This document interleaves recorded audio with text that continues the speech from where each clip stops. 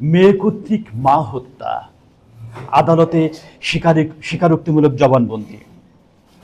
2023 সালের 13ই মার্চ হালিমা খাতুন, যার বয়স 65 বছর প্লাস, তিনি হত্যা হন। তার মেয়ে বাদী হয়ে থানাতে মামলা করেন। প্রতিবেশীদের এজাহার করে আসামি করে থানাতে একটা অভিযোগ করেন। পরবর্তীতে আমরা দেখতে পারি যে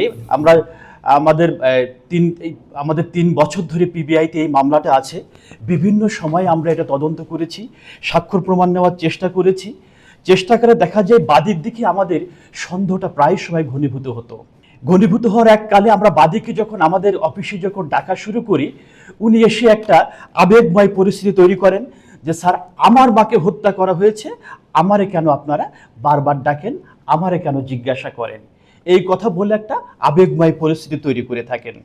আমরা এখানে জয়েন করেছি, আমি 3 মাস হলো। এই মামলাটার নতুন আয়ু ইন্সপেক্টর আশরাফুল, যিনি এই মামলাটা রহস্য উদ্ঘাটন করেছেন, ওনার প্রতি যখন সন্দেহটা আমাদের বারবার বাড়তে থাকে, তখন আমরা গত পরশুদিন তার মেয়ে, হালিমা খাতুনের মেয়ে চম্পা, যিনি এই মামলার বাদী, চম্পাকে যখন আমরা ডাকলাম, ডেকে জিজ্ঞাসা করছি, একটা পর্যায়ে উনি কাঁদতে কাঁদতে আমাদের সামনে সবকিছু বলে দিয়েছেন।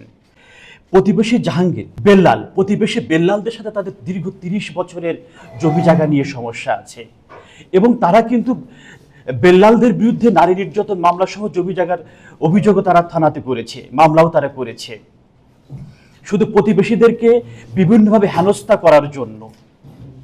পরবর্তী সময় তাদের সাথে পেরে না উঠে তার নিজের মাকে হত্যা করে এই হত্যা মামলায় বেল্লালদেরকে আসামি করা হয়। চম্পা বেগম তাদের অন্য সহযোগীদেরকে নিয়ে এই ঘৃণ্যমূলক পরিকল্পনা করে তার নিজের মাকে হত্যা করে এবং বাড়ির পাশে 300 গজ দূরে একটা মাঠে উল্টো করে পুঁতে রাখে। আজ 3 বছর 3 মাস পরে এই মামলার আসল রহস্য উদ্ঘাটন হলো, যেটা আমি আপনাদেরকে জানিয়ে দিলাম। মামলা সম্পর্কে আমাদের আরও তদন্ত চলছে।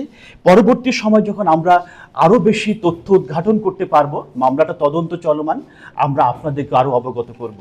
হ্যাঁ, প্রথম যখন মামলাটা যখন তদন্ত শুরু হয়, তৎকালীন এজাহার নামীয় একজন এবং সন্দিগ্ধ আরও 3 জনকে এই মামলায় গ্রেপ্তার করে, এবং পরে তারা সবাই জামিনে আছে। তার মেয়ে আদালতে স্বীকারোক্তিমূলক জবানবন্দি দিয়েছে যে সে এই কাজটা করেছে।